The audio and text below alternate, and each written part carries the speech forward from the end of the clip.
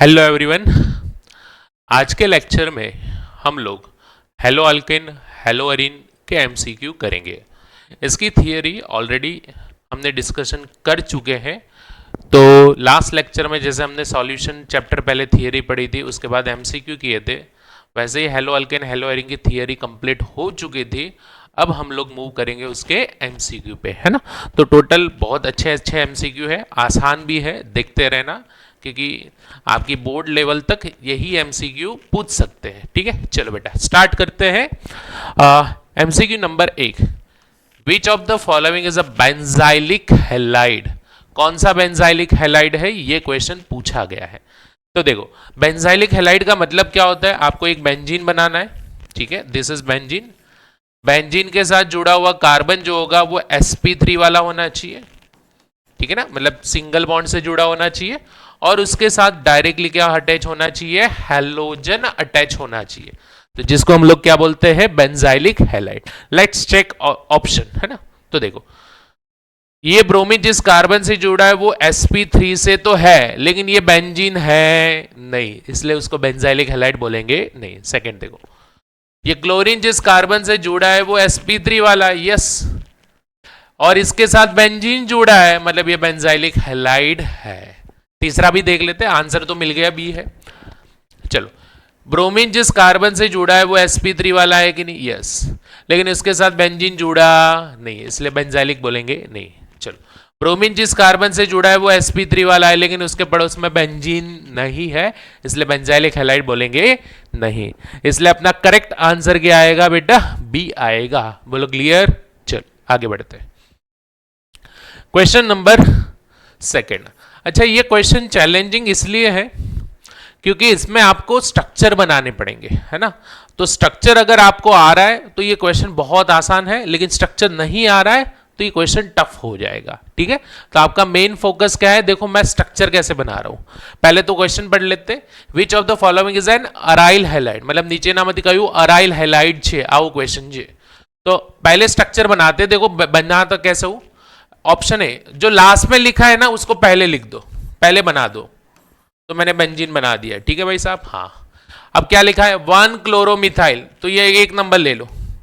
Chloromethyl, तो क्या लिखेंगे, CH2Cl, दिस इज क्लोरोमिथाइल। ठीक है, फिर तीसरे पे 1 2 3, तीसरे पे क्या है, 2 डाइमिथाइल प्रोपाइल, चलो प्रोपाइल लिख देते, ये प्रोपाइल लिख दिया। और इसमें भी नंबरिंग होती है 1 2 3 और 2 डाइमिथाइल। ठीक है ना, तो ये इसका स्ट्रक्चर बन गया। चलो दूसरा ऑप्शन देखते बेटा, देखो दूसरा ऑप्शन, ये पहला ऑप्शन था। अब हम लोग क्या करते हैं, दूसरे ऑप्शन पे जाते हैं। चलो, मैंने क्या बोला, जो लास्ट में लिखा उसको पहले लिख दो। तो बेंजीन बना दिया, बेंजीन बना दिया भाई। ठीक है, पहला नंबर इसको दे दो 1 ब्रोमो, फिर सेकंड, ये सेकंड लिखा है तो सेकंड, ये पहला नंबर, ये सेकंड नंबर। क्या लिखा है, 1 मिथाइल प्रोपाइल, पहले प्रोपाइल को बना दो, ये प्रोपाइल हो गया। 1 मिथाइल, तो ये 1 मिथाइल हो गया। ठीक है ना, इसमें भी नंबरिंग देखती है 1 2 3 ऐसे करके। बोलो क्लियर है। चलो तीसरा ऑप्शन भी देखते हैं भाई, क्या लिखा है, 1 ब्रोमो 3 डाइमिथाइल 1 फिनाइल ब्यूटेन, जो लास्ट में लिखा है उसको पहले लिख दो। तो लास्ट में क्या लिखा है, ब्यूटेन, तो ब्यूटेन लिख दिया ऐसे। ठीक है ना, जो लास्ट में लिखा है ब्यूटेन तो उसको पहले लिख दिया। चलो आगे बढ़ते, 1 ब्रोमो, कैसा नंबर 1 2 3 4, चलो 1 ब्रोमो, फिर 3 डाइमिथाइल, 3 डाइमिथाइल, ये 2 मिथाइल हो गए। 1 फिनाइल, तो पहले पे क्या लगा दो, फिनाइल, ऐसे। तो ये इसका स्ट्रक्चर बन गया। तो आसान है कि नहीं, बिल्कुल आसान है ना। चलो चौथा देखो, चौथा 1 फिनाइल ब्यूटेन, अगेन देखो ब्यूटेन, लास्ट में जो लिखा है उसको पहले लिख दो, ये ब्यूटेन है, ये क्या है, ब्यूटेन। चलो 3 ब्रोमो, चलो नंबरिंग कर लेते हैं, 3 4, 3 ब्रोमो 3 मिथाइल 1 फिनाइल ब्यूटेन, तो 1 पे क्या है, फिनाइल, तीसरे पे क्या है, ब्रोमीन, और तीसरे पे क्या है, मिथाइल। ये हो गया स्ट्रक्चर। तो आसान है कि नहीं, बहुत आसान है। चलो अब करते हैं, क्या पूछा है, aryl halide. What is the meaning of aryl halide, benzene के साथ डायरेक्टली हैलोजन अटैच हो। क्या बोला, बेंजीन के साथ डायरेक्टली हैलोजन अटैच हो। ऐसा कौन सा ऑप्शन है बताइए, ये वाला बी। करेक्ट आंसर क्या आएगा बेटा, बी आएगा। आसान है कि नहीं, बिल्कुल आसान है। चलो क्वेश्चन नंबर 3 पे देखो, इसमें कॉन्सेप्ट अच्छे खासे डायपोल मोमेंट गुजराती में आने कहेवाय चुंबकीय चाक मात्रा, है ना। डायपोल मोमेंट का ऑर्डर, सॉरी द्विध्रुवीय चाक मात्रा, द्विध्रुवीय चाक मात्रा, है ना। ओके, हाँ, डायपोल मोमेंट का ऑर्डर बताना है। तो आपको एक कॉन्सेप्ट बना देता हूं, देखो इसमें कि मैं CH2Cl2 लिख रहा हूं, फिर CHCl3, फिर CCl4। जितने क्लोरीन बढ़ते रहेंगे सेंट्रल एटम के आसपास, उतना डायपोल मोमेंट क्या होता है, कम होता है। सबसे ज्यादा ये देखो, यहां पे 2 क्लोरीन है, यहां पे 3 क्लोरीन है, यहां पे 4 क्लोरीन है। बाकी कॉन्सेप्ट क्या है, देखो CCl4 में, ये CCl4 का टेट्राहाइड्रल स्ट्रक्चर हो गया बेटा, sp3 हाइब्रिडाइज है। क्लोरीन इस साइड खींचेगा, ये इस साइड खींचेगा, ये इस साइड खींचेगा, ये इस साइड खींचेगा, इस तीनों की नेट डायपोल मोमेंट आएगी, जो ऊपर वाले से क्या हो जाएगी, कैंसिल हो जाएगी। ऐसे होता है, ठीक है ना। तो आंसर क्या आएगा, ये CH2Cl2, CHCl3, CCl4। ठीक है भाई साहब, कॉन्सेप्ट क्या बना, जितने क्लोरीन बढ़ते रहेंगे उतने डायपोल मोमेंट कम होती रहेगी। ये है इसका कॉन्सेप्ट, ठीक है। चलो आगे बढ़ते हैं, नेक्स्ट क्वेश्चन। ये अच्छा क्वेश्चन है क्योंकि इसमें ऑर्डर अगर आपको याद नहीं है तो आपसे गलती हो जाएगी। अगर ऑर्डर आपसे याद नहीं है तो आपसे गलती हो जाएगी। देखो इसका ऑर्डर क्या आता है, CH3Cl पहले आता है, फिर फ्लोरीन आता है, फिर ब्रोमीन आता है, फिर आयोडीन आता है। ठीक है, इसका कॉन्सेप्ट समझो बेटा। कॉन्सेप्ट क्या है, ये जो डायपोल मोमेंट होती है द्विध्रुवीय चाक मात्रा, वो क्या होता है, चार्ज इनटू डिस्टेंस। इन दोनों का मल्टीप्लीकेशन होता है, charge into distance. Generally charge dominate करता है, चार्ज जितना ज्यादा होगा उतना डायपोल मोमेंट ज्यादा होता है ना। लेकिन इस वाले केस में क्या हुआ, देखो अपने को पता है fluorine is the most electronegative elements, fluorine सबसे ज्यादा इलेक्ट्रोनेगेटिव एलिमेंट्स है, तो इसके ऊपर चार्ज सबसे ज्यादा होना चाहिए। यस, जो सबसे ज्यादा इलेक्ट्रोनेगेटिव है उसके ऊपर चार्ज भी सबसे ज्यादा होना चाहिए। हाँ, तो क्लोरीन के ऊपर चार्ज क्या है, कम है, तो कायदे से तो ये होना चाहिए कि फ्लोरीन पहले आना चाहिए फिर क्लोरीन आना चाहिए। लेकिन हुआ क्या, क्लोरीन पहले आया फिर फ्लोरीन आया। तो रीजन क्या है, तो भाई ये वाले केस में डिस्टेंस डोमिनेट कर चुका है दोनों के बीच में। मतलब फ्लोरीन और क्लोरीन में क्लोरीन का डिस्टेंस ज्यादा है फ्लोरीन से, है ना। फ्लोरीन के बाद फ्लोरीन के जस्ट नीचे कौन आता है, क्लोरीन। तो क्लोरीन का डिस्टेंस क्या है, ज्यादा है। क्लोरीन का डिस्टेंस ज्यादा है, इसका मतलब क्या हुआ, डिस्टेंस ज्यादा तो डायपोल मोमेंट भी ज्यादा। तो ये चीज आपको ध्यान रखनी पड़ेगी, है ना। अच्छा कॉन्सेप्ट है, ध्यान देते रहना। चलो बेटा next question. The isomerism not shown by alkyl halide is, Gujarati में आने कहिए कि अल्काइल हैलाइड कई समघटकता दर्शावतो નથી, that is the question. Okay, तो अल्काइल हैलाइड की बात करते हैं तो RF है, फ्लोरीन है, तो फ्लोरीन जो होगा वो फ्लोरीन ही रहेगा। आप इसका स्ट्रक्चर ऐसे करके ऐसे करो, ऐसे करके ऐसे करो, तो कुछ तो बदलेगा, चेन बदला सकते हो आप पोजीशन बदला सकते हो, इसमें ऑप्टिकल मतलब किराल भी आ सकता है बेटा, लेकिन फंक्शनल ग्रुप कभी भी आएगा नहीं, क्योंकि फंक्शनल ग्रुप में क्या होता है, पूरा चेंज हो जाता है फंक्शनल ग्रुप। अगर अल्कोहल होता है तो इथर हो जाता है, ऐसा।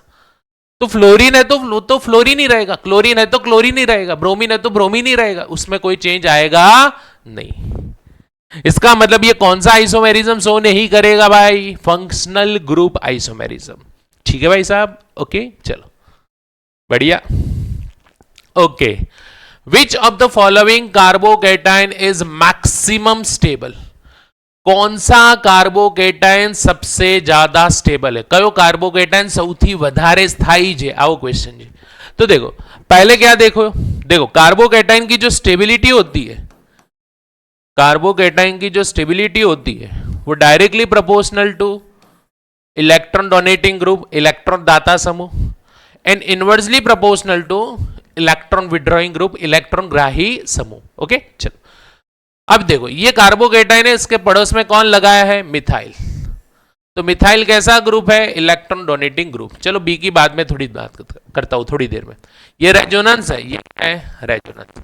डबल सिंगल प्लस क्या होता है, रेजोनेंस। इसमें रेजोनेंस ज्यादा है, इसमें भी क्या है, रेजो। लेकिन ये वाला जो बी वाला कंपाउंड है उसको ध्यान से देखो, ये रिंग है और ये जो कार्बोकेटाइन है वो रेजोनेंस में तो इन्वॉल्व हो ही रहा है, लेकिन ये कंपाउंड एरोमेटिक है।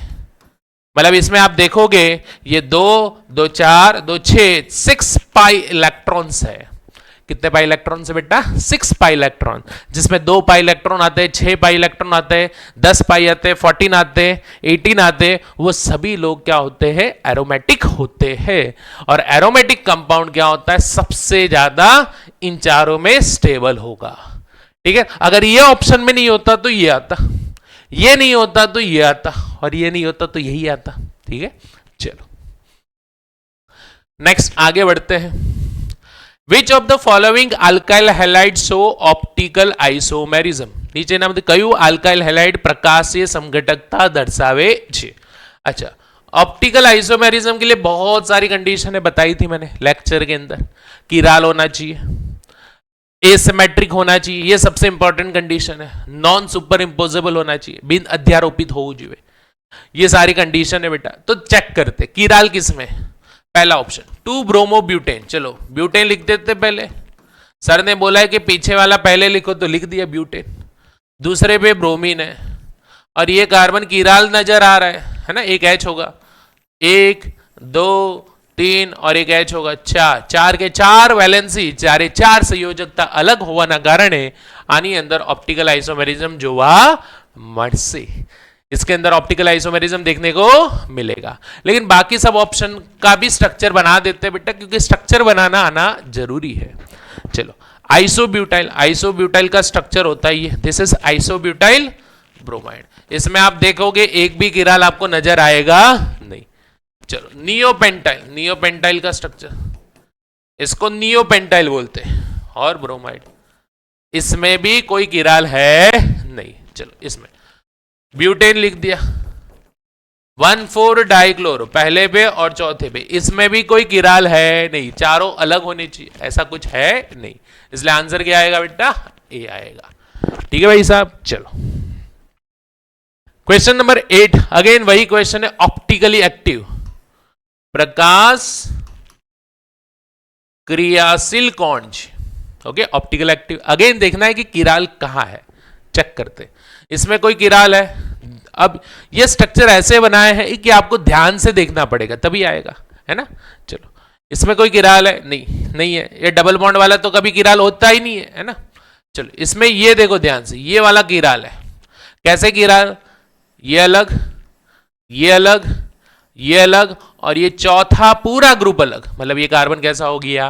किराल हो गया। ये कार्बन कैसा हो गया? किराल हो गया। ठीक है भाई साहब, तो आंसर क्या आएगा बेटा? बी आएगा। बाकी आप देखोगे इसमें कोई किराल सेंटर है नहीं। ठीक है, आगे बढ़ते हैं। ये अच्छा क्वेश्चन है कि अल्काइल आयोडाइड बनाना है, हम लोग अल्कोहल में से बनाते हैं, तो उसके लिए सबसे अच्छी मेथड कौन सी है? तो Ki के साथ आप क्या डालोगे? H3PO4, क्योंकि H3PO4 जो है वो वीक ऑक्सीडाइजिंग एजेंट है। अगर गलती से आपने H2SO4 डाल दिया बनाने के लिए, तो H2SO4 एक स्ट्रॉन्ग ऑक्सीडाइजिंग एजेंट है। अब इससे क्या पता चलता है कि ये स्ट्रॉन्ग है वीक है? तो आपने तो बोल दिया सर ये स्ट्रॉन्ग है वीक है, तो क्या? तो ये होता है कि ये क्या करता है, H2SO4 Ki को I2 में कन्वर्ट कर लेता है। ठीक है, और I2 अल्कोहल के साथ डायरेक्टली रिएक्ट करता नहीं है। ठीक है, रेड फास्फोरस के साथ करता है। तो ध्यान रखना आप लोग, Ki के साथ H3PO4 ही डालना पड़ेगा, क्योंकि वो वीक ऑक्सीडाइजिंग एजेंट है। चलो आगे बढ़ते हैं। इन द फॉलोइंग रिएक्शन, ये रिएक्शन दी गई है, ZnCl2 is not required if R is. बेटा क्वेश्चन जो है वो लुकास का है। किसका है? लुकास रिएजेंट का। लुकास रिएजेंट में याद करो 3 degree alcohol, 2 degree alcohol, 1 degree alcohol, ये उसकी रिएक्टिविटी थी, मतलब क्रियाशीलता नो क्रमत्व। ठीक है ना। 3 डिग्री अल्कोहल जब भी हम लोग लेते हैं तो ZnCl2 की रिक्वायरमेंट होती नहीं है, क्योंकि 3 डिग्री अल्कोहल अपने आप में सबसे ज्यादा रिएक्टिव है, और जो अपने आप में सबसे ज्यादा रिएक्टिव होता है उसके लिए कैटालिस्ट की रिक्वायरमेंट होती नहीं है। तो देखो 3 डिग्री वाला कौन सा? यही है। ये 3 डिग्री वाला हो गया। देखो ये कार्बन कैसा डिग्री वाला है, 3 डिग्री। तो 3 डिग्री के लिए ZnCl2 की रिक्वायरमेंट होती नहीं है। लेकिन ध्यान रखना 1 डिग्री और 2 डिग्री हो तो उसमें ZnCl2 कंपल्सरी डालना पड़ता है। ठीक है, चलो बेटा आगे बढ़ते हैं। अब ये क्वेश्चन में लोगों से गलती हो जाती है बेटा। क्या गलती होती है, देखो पहले मैं गलती लिखता हूं, फिर मैं उसको सुधार करता हूं। पहले मैं गलती लिख रहा हूं, देखना आप क्या करोगे, इसको तोड़ के ये लगा दोगे, ये गलती करोगे आप, और आपका आंसर क्या हो जाएगा, ए हो जाएगा। लेकिन किंतु परंतु एक कॉन्सेप्ट है, वो कॉन्सेप्ट कौन सा है, रीअरेंजमेंट वाला। देखना भाई साहब, इनिशियली जब भी कोई अल्कीन होता है वो क्या करता है, ये पाई इलेक्ट्रॉन्स होते हैं प्लस पे अटैक मारते हैं। जैसे ही प्लस पे अटैक मारते हैं यहां कार्बोकैटायन का सर्जन होता है, फॉर्मेशन होता है। क्या होता है, कार्बोकैटायन बनता है। अब ये जो कार्बोकैटायन बनता है उसको चेक करते हैं। ये जो कार्बोकैटायन है उसके पड़ोस में जो कार्बन होता है उसको हम लोग अल्फा कार्बन बोलते हैं। क्या बोलते हैं, अल्फा कार्बन। यहां पे 2, यहां पे 2, टोटल 4 अल्फा एच है। कितने अल्फा एच है, 4। कार्बोकैटायन बोलता है कि उसको ज्यादा स्टेबल होना है, तो ये क्या करता है, रीअरेंजमेंट करता है। क्या करता है बेटा, रीअरेंजमेंट। तो यहां से क्या होगा, हाइड्राइड का शिफ्टिंग होगा यहां पे, जिसको हम लोग बोलते हैं 1,2 हाइड्राइड शिफ्ट। ठीक है, जैसे ये हाइड्राइड शिफ्ट होगा तो कार्बोकैटायन यहां पे आ जाएगा। ये आ गया भाई साहब। ठीक है, अब इससे फायदा क्या हुआ, देखो ध्यान से, फायदा आपको अभी नजर आएगा। देखना ये अल्फा, ये अल्फा, इधर 3 और 2, इधर कितने अल्फा एच हो गए, 5। पहले कितने थे, 4, अभी कितने आ गए, 5। तो अल्फा एच बढ़ेगा नहीं, और अल्फा एच बढ़ते हैं तो स्टेबिलिटी बढ़ती है। बोलो क्लियर है। अब क्या होगा, आई माइनस अटैक मार देगा यहां पे। जैसे ही आई माइनस अटैक मारेगा तो ये प्रोडक्ट मिलेगी, और अपना आंसर क्या आ जाएगा, बी आएगा। अपना आंसर क्या आएगा बेटा, बी आएगा। ठीक है, चलो क्वेश्चन नंबर 12, सिंपल सा क्वेश्चन है, लुकास का ही क्वेश्चन है। लुकास क्वेश्चन अभी थोड़ी देर पहले बताया, ज्यादा टाइम नहीं निकालेंगे। 3 डिग्री, 2 डिग्री, 1 डिग्री अल्कोहल। ठीक है भाई, चलो ओके। सबसे ज्यादा बॉइलिंग पॉइंट किसका है, सौथी વધુ उत्कलन बिंदु કોનું છે, આવો क्वेश्चन છે। अब आप सभी को पता है, बच्चे को पता होना चाहिए कि बॉइलिंग पॉइंट जो होता है वो किसके डायरेक्टली प्रोपोर्शनल होता है, मास के। जिसका मास ज्यादा उसका बॉइलिंग पॉइंट ज्यादा। तो चेक करते, इधर आप ध्यान से देखोगे टोटल 7 कार्बन है। कितने कार्बन है, 7। क्लोरीन तो सबके लिए कॉमन है भाई, क्लोरीन तो सबके लिए कॉमन है। इधर देखते कितने कार्बन है, 4। इधर देखते कितने कार्बन है, 4। इधर देखते कितने कार्बन है, 4। तो भाई सीधी बात है, मास किसका ज्यादा आएगा, इसका। तो आंसर ए आएगा। लेकिन अगर मान लो ये ऑप्शन नहीं होता, ये 3 ऑप्शन होते, तो आप क्या करते, इफ मॉलिक्यूलर मास सेम, अगर मास सेम होगा तो क्या, boiling point inversely proportional to branch लिख देना। अगर इन तीनों की बात करते, 4 कार्बन 4 कार्बन 4 कार्बन, तो इसके बाद कौन आ सकता है बेटा, ये, क्योंकि इसमें कोई ब्रांच नहीं है। इसमें देखो ब्रांच आई कि नहीं, इसमें ज्यादा ब्रांच आई। ठीक है ना, तो पहले ये, फिर बी, फिर सी, फिर डी, ये ऑर्डर आ गया बॉइलिंग पॉइंट का। ठीक है भाई साहब, चलो नेक्स्ट क्वेश्चन। ये भी देखो बेटा, कार्बोकैटायन की रीअरेंजमेंट वाला क्वेश्चन है। यहां पे भी गलती होगी अगर आपको रीअरेंजमेंट वाला कॉन्सेप्ट पता नहीं है तो। देखना, ये जो पाई इलेक्ट्रॉन्स होते हैं वो क्या करेंगे, पहले प्लस पे अटैक मारेंगे। अभी बताया थोड़ी देर पहले, पाई इलेक्ट्रॉन किस पे अटैक मारेंगे, प्लस पे। जैसे प्लस पे अटैक मारेंगे क्या होगा, क्या होगा, कार्बोकैटायन का फॉर्मेशन होगा ऐसे। ठीक है, अब ये कौन सा कार्बोकैटायन बना, 2 डिग्री। आप देखोगे इसके पड़ोस वाला कार्बन, ये अल्फा, ये अल्फा, आप देखोगे 3 और 1 4। How many alpha H, 4 alpha H. अब हम लोग क्या करेंगे, रीअरेंजमेंट। ये हाइड्राइड को शिफ्ट करेंगे यहां पे, जिसको हम लोग क्या बोलते हैं, 1,2 हाइड्राइड शिफ्ट। ठीक है ना, तो ये एच यहां पे ट्रांसफर हो जाएगा और ये कार्बोकैटायन बनेगा। ठीक है भाई साहब, यस। अब कौन आएगा, आई माइनस, अच्छा बी आर है तो बी आर माइनस आएगा, ये बी आर माइनस यहां पे अटैक मार देगा, यहां पे चिपक जाएगा भाई, तो ये प्रोडक्ट बनेगी। ठीक है भाई साहब, ओके, तो आंसर क्या आएगा बेटा, बी। अगर ये कॉन्सेप्ट नहीं पता तो आप लोग क्या करोगे, ये ए वाला टिक करके आओगे, गलत हो जाएगा आपसे। ठीक है, चलो आगे बढ़ते हैं। यहां पे लिखा है Cl2 773 केल्विन। देखो मैं आपको हिंट बता रहा हूं, अगर एरो के ऊपर हेलोजन लिखा है, यूवी लिखा है, या फिर Cl2H लिखा है, या फिर कुछ टेम्परेचर मेंशन किया है, हीटिंग, तो इसका मतलब क्या है, आपको H को हटा के Cl को लगाना है, आपको H रेडिकल को हटा के Cl रेडिकल को लगाना है। दिमाग में सेट हो गया? हाँ, सर ने कुछ बोला, ये बोला है सर ने कि जब भी एरो के ऊपर ये सब कुछ लिखा हो तो H को हटा के Cl को लगाना है। अब क्वेश्चन यह है कि H को कौन सा हटाए, फ्री रेडिकल मैकेनिज्म से जाता है बेटा, मुक्त मूलक विस्थापन प्रक्रिया थी या प्रक्रिया था DOH, तो अपने को करना क्या है कि H को हटाना है, Cl को लगाना है। तो क्या करेंगे बेटा, देखो क्या करेंगे, चलो हम एक काम करते, सोचते है ना, सोचते, तो ये वाला H को हटा देते, जैसे एक H को हटा दिया, आपको क्या करना है, ऐसे रेडिकल बना देना है। भाई Cl रेडिकल तो रेडी है अटैक करने के लिए, वो तो स्टेबिलिटी ढूंढ रहा है ना, एरो के ऊपर Cl2 लिखा है मतलब Cl रेडिकल स्टेबिलिटी ढूंढ रहा है, तो जहां पे स्टेबिलिटी मिलेगी वहीं पे चिपक जाएगा। तो देखो रेडिकल, डबल सिंगल रेडिकल, इसको हम लोग क्या बोलते हैं, रेजोनेंस बोलते हैं। तो ये रेडिकल जो है वो इस रेडिकल के साथ क्या हो जाएगा, कंबाइन हो जाएगा। जैसे ही कंबाइन हो जाएगा, इधर क्या आ जाएगा, Cl। ठीक है ना, तो प्रोडक्ट मिल जाएगी। आप सोचोगे सर बीच में से हटा दो, अरे बीच में से हटा दो यार, इधर रेडिकल आएगा, डबल बॉन्ड के साथ जुड़ा हुआ रेडिकल हाईली अनस्टेबल होता है, डबल बॉन्ड के साथ जुड़ा हुआ प्लस भी हाईली अनस्टेबल होता है, ये चीज ध्यान रखना। आंसर क्या आएगा भाई साहब, सी आएगा। ठीक है, चलो आगे बढ़ते हैं। ओके, ये बेंजीन का आयोडीनेशन है, उसके लिए कौन सा रिएजेंट चाहिए ये पूछा है, तो ध्यान रखना HNO3 चाहिए।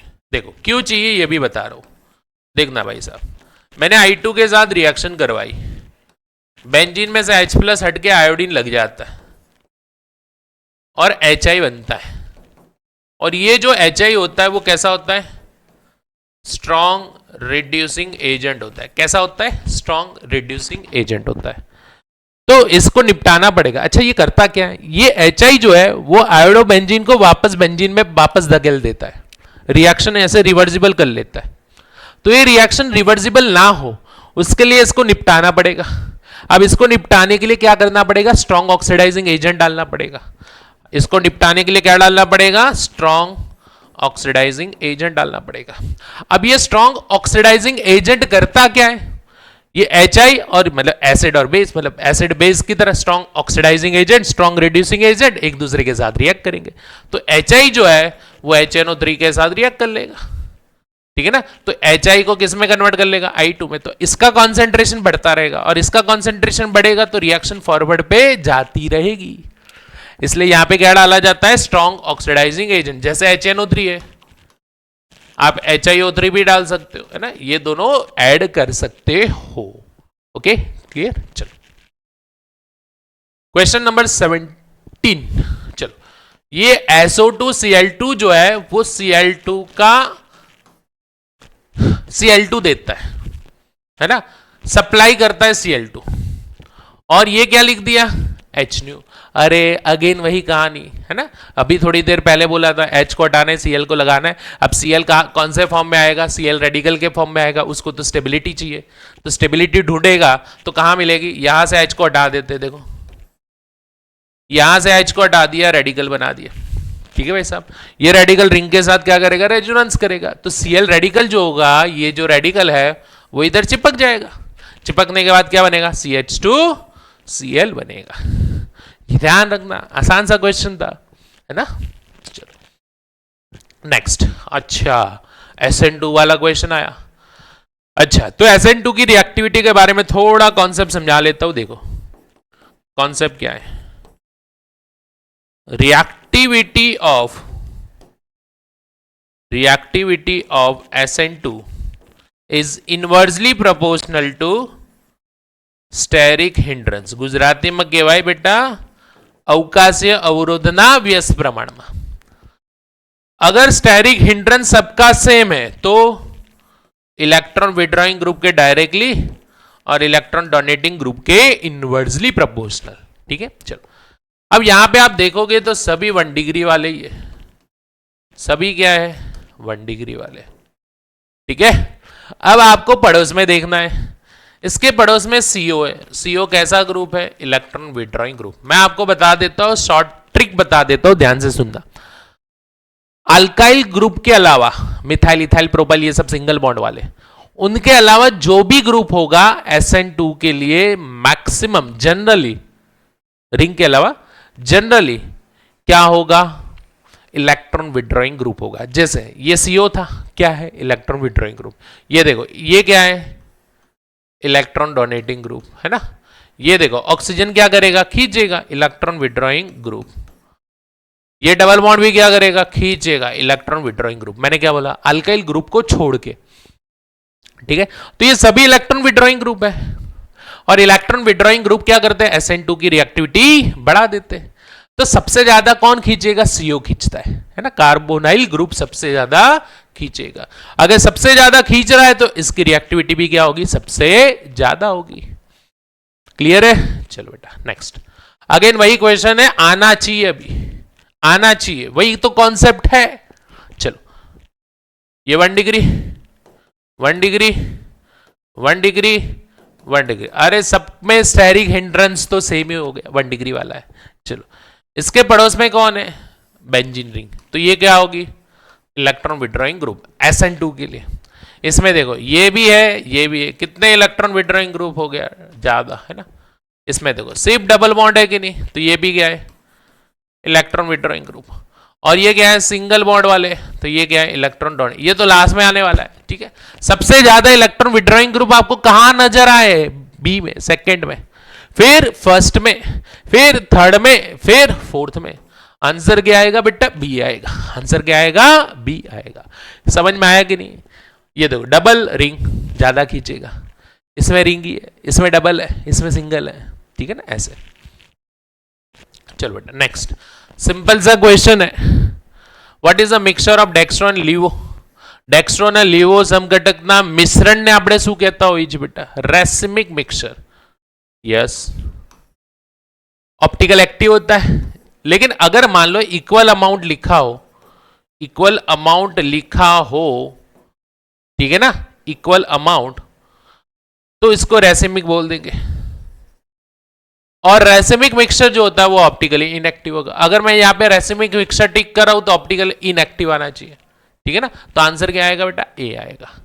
आपको समझ लेना है, इक्वल अमाउंट ऐसा समझ के क्वेश्चन करना है कि डेक्स्ट्रो एंड लीवो आइसोमर है ना, डी एंड एल, ये दोनों एक दूसरे की क्या होती है? Mirror image.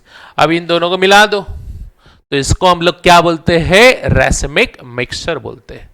ठीक है, चलो ये आसान क्वेश्चन है बेटा. वुड्स रिएक्शन है, वुड्स रिएक्शन का. कौन सी रिएक्शन का? वुड्स. ठीक है, तो ये आपका आर है. देखो RCl है ना. वुड्स में क्या करते थे? सोडियम ड्राइथर डालते थे और इसको हम लोग कितनी बार लिख देते थे? 2 बार. तो ये अपने लिए क्या है? R है. तो इसको कितनी बार लिखना है? 2 बार. तो CH3CH2 है ना, इसको कितनी बार लिखेंगे बेटा? 2 बार. तो ये हो गया. तो इसका नाम क्या है बेटा? ब्यूटेन. ठीक है, आसान सा क्वेश्चन. चलो बेटा नेक्स्ट. चलो SN2 अगेन. अब तो आना चाहिए बेटा, खुद ही करना है आपको, है ना. पाउज करके ना, थोड़ा पाउज कर लेना और खुद करना है. चलो देखते. पहला ऑप्शन ब्यूटेन. पहले ब्यूटेन बना देते. ब्यूटेन बना दिया सर, हाँ. 2 ब्रोमो, दूसरे पे ब्रोमो, दूसरे पे मिथाइल, है ना. ये उसका स्ट्रक्चर हो गया. चलो सेकेंड 2 ब्रोमो ब्यूटेन. चलो ब्यूटेन लिख दिया. दूसरे पे क्या है? ब्रोमीन है. चलो तीसरा स्ट्रक्चर प्रोपेन लिखा है तो प्रोपेन बना देते.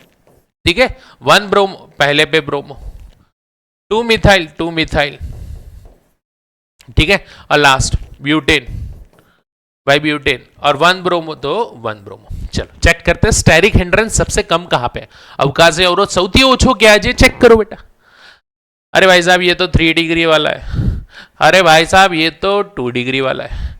ये 1 डिग्री वाला, ये भी 1 डिग्री वाला, लेकिन इसके पड़ोस में देखो ये स्टेरिक हिंड्रेंस है, लेकिन इसमें पड़ोस में तो सीधी चेन है ना, तो यहां पे कोई भी स्टेरिक हिंड्रेंस ना होने की वजह से आंसर अपना डी आएगा।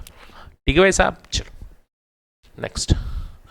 Okay, how many dichloro structure isomer are possible for propanes? क्या बोल रहा है देखो, ये प्रोपेन है, ये क्या है बेटा प्रोपेन, उसमें 2 क्लोरीन को लगाना है, 2 क्लोरीन को लगाने के बाद कितने स्ट्रक्चर बनेंगे ये क्वेश्चन है। मेरी बात समझ पा रहे हो क्या बोल रहा हूं? 2 क्लोरीन लगाना है, 2 क्लोरीन लगाने के बाद कितने स्ट्रक्चर बनेंगे ये क्वेश्चन है। तो देखते हैं, 2 क्लोरीन लगा देते बेटा। तो 2 क्लोरीन कहां कहां लगा सकते हो आप चेक करते हैं। एक काम करते, एंड पे लगा देते, 2 क्लोरीन एंड पे लगा देते, ऐसे लगा दिया। एक काम करते, बीच में 2 क्लोरीन लगा देते ऐसे, है ना। एक काम करते, पड़ोस पड़ोस में लगा देते, पड़ोस पड़ोस में लगा देते, है ना। एक काम करते हैं, एंड एंड पे लगा देते, एंड एंड पे लगा देते ऐसे, ठीक है ना। तो टोटल कितने बनेंगे बेटा? 4 बनेंगे। कितने बनेंगे? 4 बनेंगे, 4। अगर इसमें देखो किराल स्ट्रक्चर पूछा है, किराल वाला ये भी है ना, तो ध्यान रखना अगर किराल वाला पूछे इन चारों में से तो ये हो जाता है। ठीक है, चलो next 24 number, CH3 CH2 MgCl, CH3 CH2 MgCl। बेटा ये ग्रिग्नार्ड है कि नहीं? ये क्या है? ग्रिग्नार्ड। ये प्लस है और ये क्या है? माइनस। ये प्लस है और ये क्या है? माइनस। अब इसकी रिएक्शन पानी के साथ करते हैं, तो पानी में आप इसको आयंस में तोड़ दो तो क्वेश्चन आसानी से हो जाएगा। देखो मैग्नीशियम जिससे जुड़ा है वो माइनस होता है और ये क्या होता है? प्लस। ये माइनस क्या करेगा? प्लस के साथ जुड़ जाएगा। जैसे प्लस के साथ जुड़ जाएगा क्या बनेगा? CH3 CH3। ठीक है ना। आंसर क्या आएगा बेटा? डी आएगा। तो ग्रिग्नार्ड में अगर पानी डाला जाता है, ग्रिग्नार्ड के अंदर जब पानी डाला जाता है तो वो हाइड्रोकार्बन मतलब अल्केन में कन्वर्ट होने की प्रोबेबिलिटी बढ़ जाती है, इसलिए ग्रिग्नार्ड का यूज पानी के प्रेजेंस में किया नहीं जाता है। ठीक है, ध्यान रखना।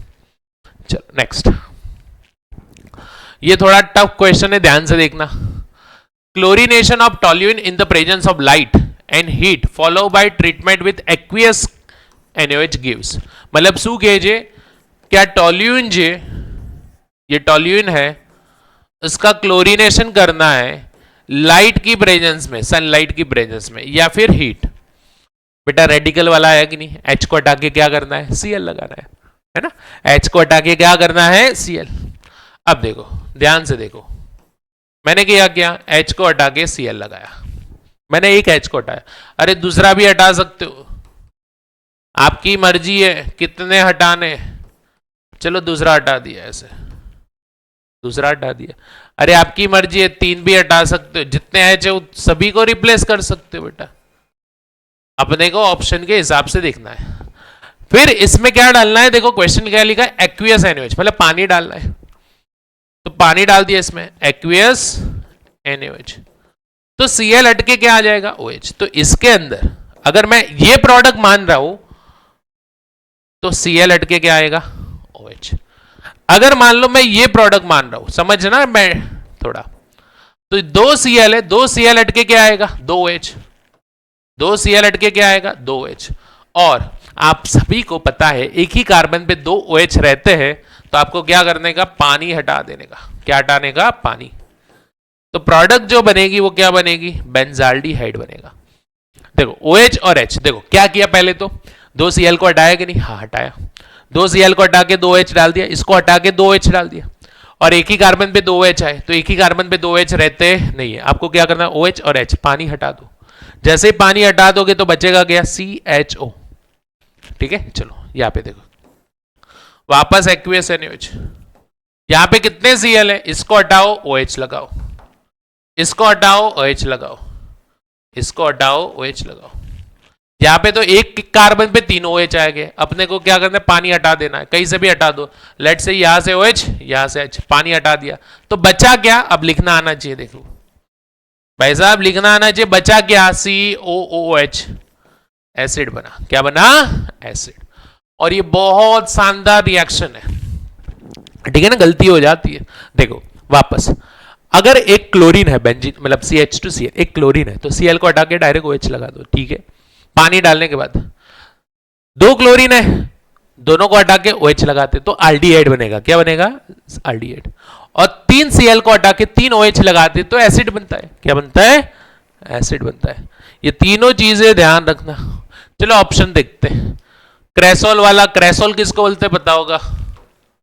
OHCH3 वाले को है ना, इसको क्रेसोल बोलते हैं। ऑर्थोमेटा, बेंजोइक एसिड, हाँ देखो इसका नाम बेंजाइल अल्कोहल है। इसका नाम क्या है बेटा? Benzyl alcohol. इसका नाम बेंजाल्डिहाइड और इसका नाम बेंजोइक एसिड है। इन तीनों में से कोई एक ऑप्शन होना चाहिए, ऑप्शन यही है डी। इसलिए आंसर क्या आएगा बेटा? डी। ठीक है, अगर ऑप्शन में ये होता तो ये टिक करते, ऑप्शन में ये होता तो ये। मतलब आपको क्या समझना है इस क्वेश्चन में? एक Cl को हटाने के बाद ये बनता है, दो Cl को हटाने के बाद पानी डालने के बाद ये बनता है, तीन Cl को हटाने के बाद पानी डालने के बाद ये बनता है। ठीक है, चलो ओके, वही क्वेश्चन है। A compound is form by substitution of 2 chlorine for 2 hydrogen. चलो प्रोपेन वाला ही क्वेश्चन है बेटा, वो वाला किया था वही। इसमें 2 हाइड्रोजन को 2 क्लोरीन से रिप्लेस करना है। अब अभी थोड़ी देर पहले बताया कितने स्ट्रक्चर बनते थे बेटा? 4 स्ट्रक्चर आइसोमेरिज्म। कितने? 4 स्ट्रक्चर आइसोमेरिज्म बनते थे। कितने? 4 स्ट्रक्चर आइसोमेरिज्म। अभी थोड़ी देर पहले बताया, वापस नहीं बताऊंगा। ठीक है, चलो नेक्स्ट। SN2 का करेक्ट ऑर्डर सिंपल है, स्टेरिक एंट्रेंस देखना है बेटा। स्टेरिक एंट्रेंस ये वाला ऑप्शन देखो, ये वाला 1 डिग्री वाला है। देखो इसके पड़ोस में एक ही R है, R मतलब कार्बन। ये वाला 2 डिग्री वाला है, Q 2 डिग्री वाला है, इसके पड़ोस में 2 R है। ये वाला कौन सा डिग्री वाला है? 3 डिग्री, क्योंकि इसके पड़ोस में 3 R है। ठीक है ना, तो आंसर क्या आएगा? ए, सी आंसर आएगा। ठीक है भाई साहब, चलो next. In SN1 reaction on chiral center there is, बेटा SN1 प्रक्रिया में किराल सेंटर हो तो शू थाय?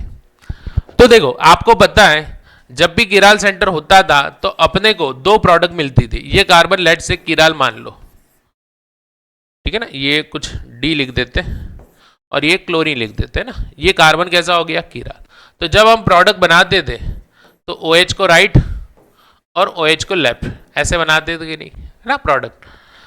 जब प्रोडक्ट बनती थी तो इसको रिटेंशन बोलते थे, गुजराती माने धारण के भाई, धारण। और दूसरा हम लोग क्या बोलते थे? इन्वर्जन, जिसको हम लोग क्या बोलते हैं? व्युत्क्रमण। धारण व्युत्क्रमण, है ना।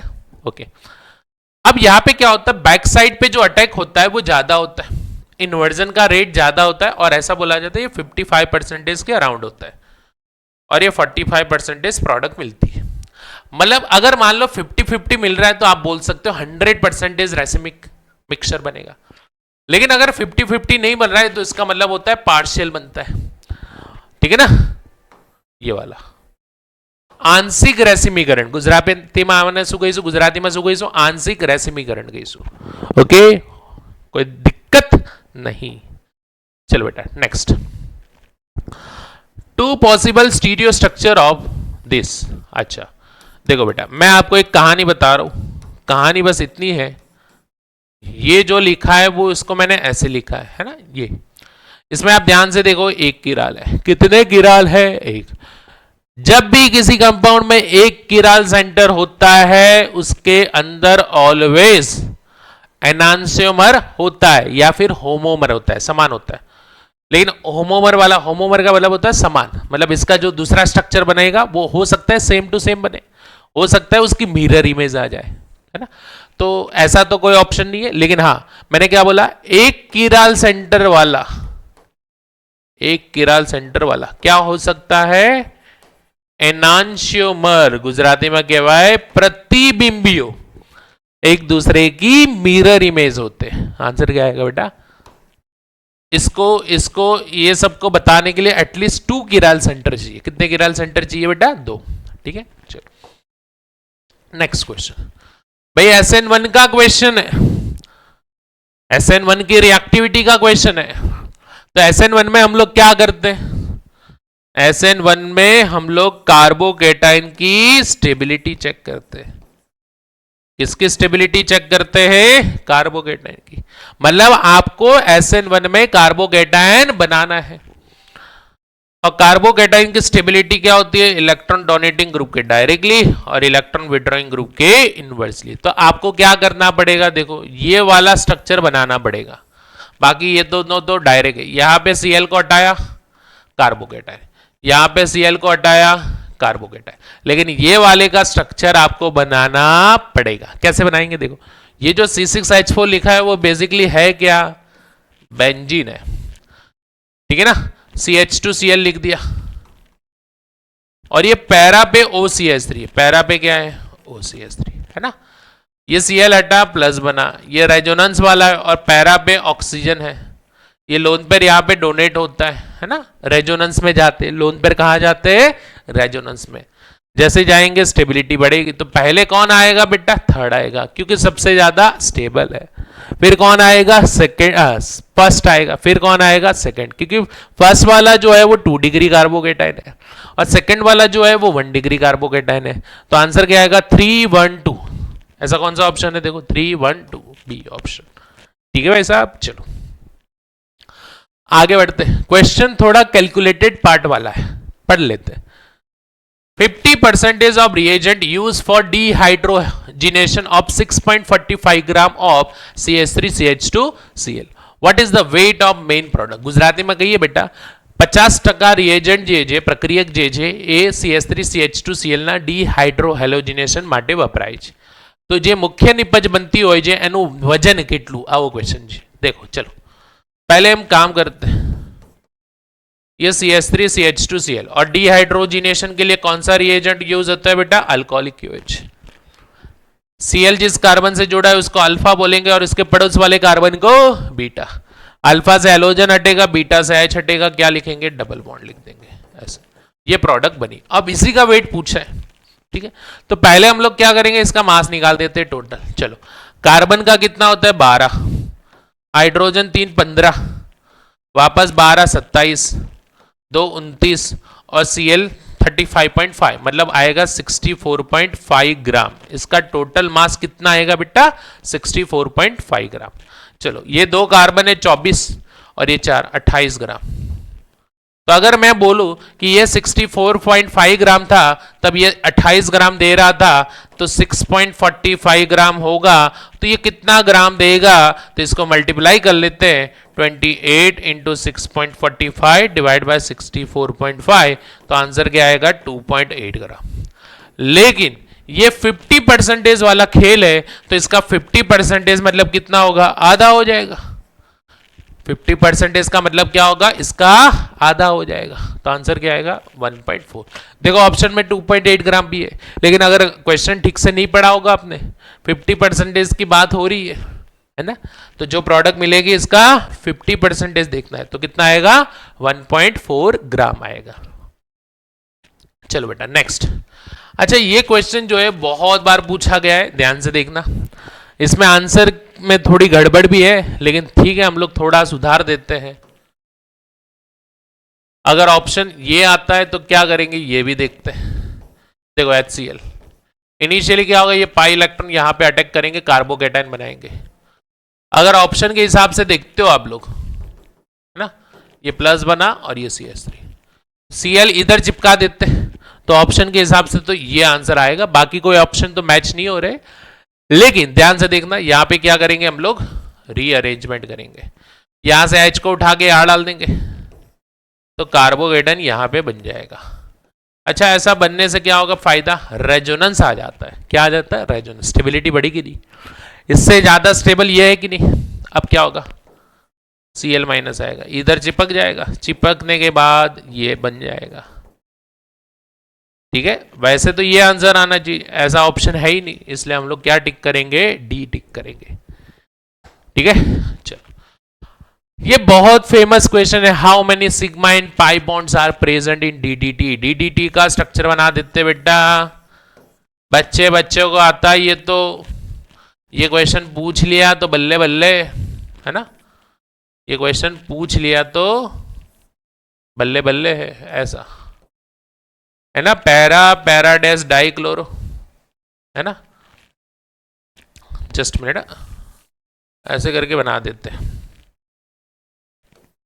पैराडेस डाइक्लोरो, देखना भाई साहब, ये क्लोरीन, ये क्लोरीन,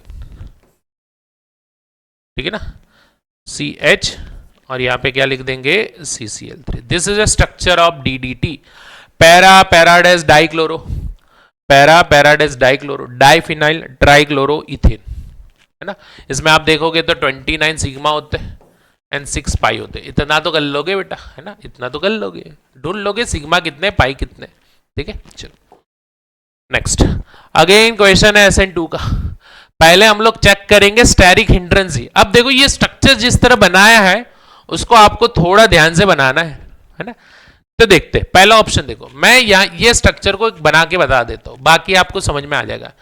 ये C6H5 लिखा है, ठीक है भाई साहब, और ये कार्बन लिखा है, ये कार्बन के ब्रैकेट में दोनों लिखे, इसका मतलब ये कार्बन के साथ जुड़ा है ऐसा। फिर क्या लिखा है, Br, ऐसा है, ब्रैकेट का मतलब वो कार्बन के साथ जुड़ा है। ये कौन सा डिग्री वाला हो गया, 3 डिग्री। दूसरा देखो आप, वही है C6H5 CH, ब्रैकेट में लिखा है मतलब CH के साथ जुड़ा है, और यहां पे क्या है, Br, तो ये कौन सा डिग्री वाला हो गया, 2 डिग्री वाला, ठीक है। ये देखो C6H5 CH, ब्रैकेट में लिखा है मतलब ये है, ये कौन सा डिग्री वाला है, ये भी 2 डिग्री वाला, और लास्ट वाला कौन सा डिग्री वाला है, 1। तो आंसर क्या आएगा बेटा, डी, क्योंकि डिग्री देखनी है, पहले तो स्टेरिक हिंड्रेंस देखना है। क्या देखना है आपको, स्टेरिक हिंड्रेंस देखना है, पहले क्या देखना है आपको, स्टेरिक हिंड्रेंस देखना है, तभी तो आएगा, ठीक है भाई साहब। चलो नेक्स्ट क्वेश्चन नंबर 35। देखो एक रिजल्ट दिया है, एक एक्सपेरिमेंट आपके समक्ष है, ठीक है। उस एक्सपेरिमेंट में 3 एक्सपेरिमेंट बताए गए हैं। ये सबस्ट्रेट का कॉन्सेंट्रेशन है, मतलब प्रक्रिया की सांद्रता। ये न्यूक्लियोफाइल का कॉन्सेंट्रेशन दिया गया है, मतलब केंद्र अनुरागिना सांद्रता। ये रेट दिया गया है, मतलब वेग दिया गया है। मतलब आपको पता है रेट जो होता है वो क्या होता है, directly proportional to substrate and nucleophile. अगर इन दोनों के डायरेक्टली प्रोपोर्शनल है तो ऑर्डर 2 आएगा, ऑर्डर 2 आएगा, मतलब SN2 आएगा। लेकिन अगर मान लो किसी एक के कॉन्सेंट्रेशन पे डिपेंड करेगा तो 1 आएगा। चेक करते, कैसे चेक करेंगे, देखो सबस्ट्रेट का कॉन्सेंट्रेशन कितना है बेटा, 0.1, इसका भी कितना है, 0.1, तब रेट कितना है, इतना, ठीक है भाई साहब। हाँ, अब मैंने क्या किया, न्यूक्लियोफाइल का कॉन्सेंट्रेशन चेंज नहीं किया, एज इट इज रखा, लेकिन सबस्ट्रेट का कॉन्सेंट्रेशन बढ़ा, तो ये बढ़ा तो ये भी बढ़ा। इसका मतलब मैं बोलूंगा कि रेट जो है वो इस पे डिपेंड कर रहा है।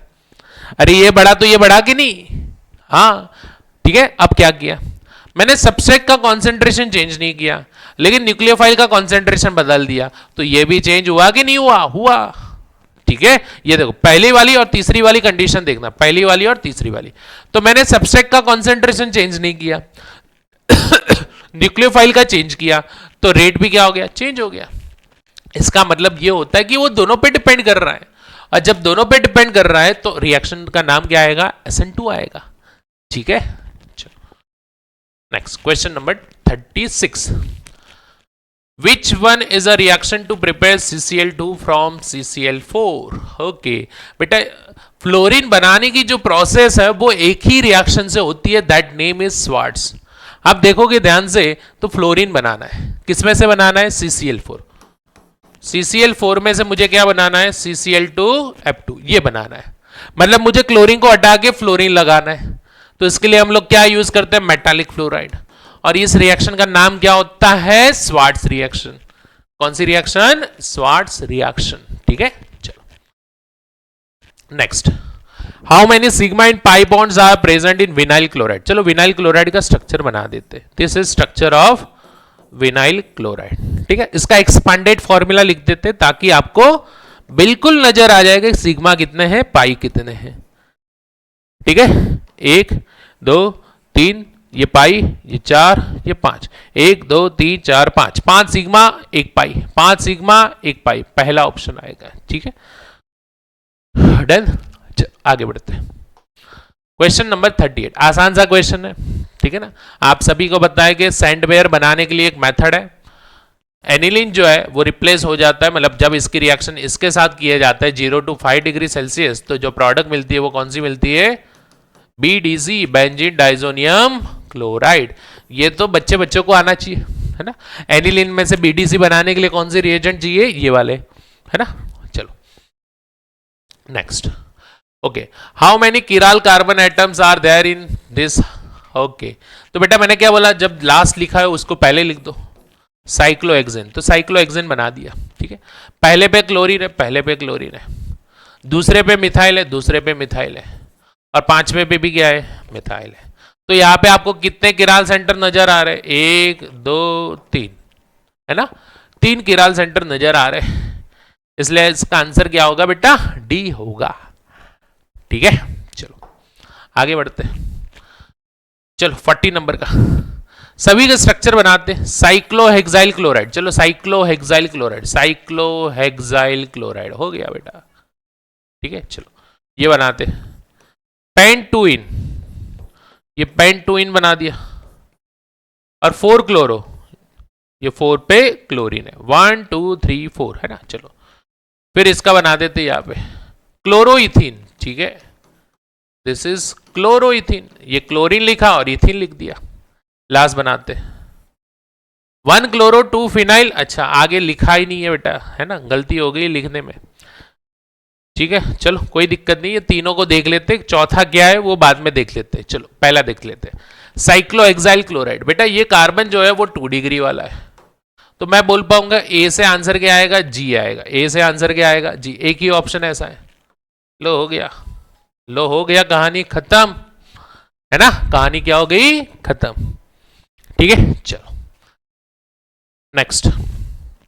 ओके, डीटीटी में sigma pi chlorine atom hydrogen atom कितने हैं, तो अभी थोड़ी देर पहले बताया, देख लो भाई, कहाँ गया भाई, हाँ कहाँ गया डीडीटी का स्ट्रक्चर, अरे यार बहुत आगे चला गया, चलो बना ही देता हूं वापस, है ना। चलो ओके, डीडीटी का वापस स्ट्रक्चर बना देता हूं, आलस नहीं रखने की, है ना, मेहनत करने की।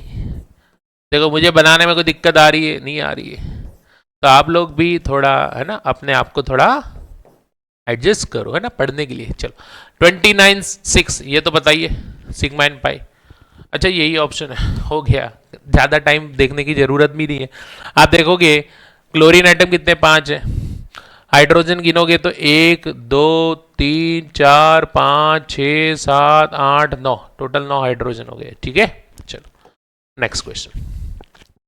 अब देखो क्या लिखा है बेटा, CH3 CH2 Cl plus KOH, ये अल्कोहलिक KOH। देखो ये इथेनॉल लिखा है, इसका मतलब अल्कोहलिक KOH है, मतलब इसका क्या करना है आपको, एलिमिनेशन करना है बेटा, विलोपन करवाना ये बेसिकली है क्या, अल्कोहलिक KOH। अल्फा से क्लोरीन, बीटा से H, प्रोडक्ट क्या बनेगी, इथिन बनेगी, इथिन बनेगी, क्या बनेगी बेटा, इथिन, ठीक है। चलो next. Okay, which of the room temperature, अच्छा पूछ रहा है कि कौन सी रिएक्शन रूम टेम्परेचर पे होगी, मतलब गुजराती में कहिए तो ओडाना तापमाने कई प्रक्रिया थसे। बेटा क्वेश्चन लुकास का है, किसका क्वेश्चन है बेटा, लुकास। तो लुकास में क्या होता है, 3 डिग्री वाला देखने का, फिर 2 डिग्री, फिर 1 डिग्री। ये 3 डिग्री वाले की रिएक्टिविटी ज्यादा होती है तो रूम टेम्परेचर पे हो जाता है। तो आपको देखना है इन 4 ऑप्शन में से 3 डिग्री वाला कौन सा है, तो देख लेते हैं, है ना। चौथा ऑप्शन देखते हैं, ब्यूटेन, ब्यूटेन लिख दिया, 2 ऑल 2 मिथाइल हो गया, ये 3 डिग्री वाला है, तो आंसर क्या आएगा बेटा, डी। क्या बोला मैंने, समझ में, रूम टेम्परेचर पे कौन सा अल्कोहल रिएक्ट करेगा, 3 डिग्री।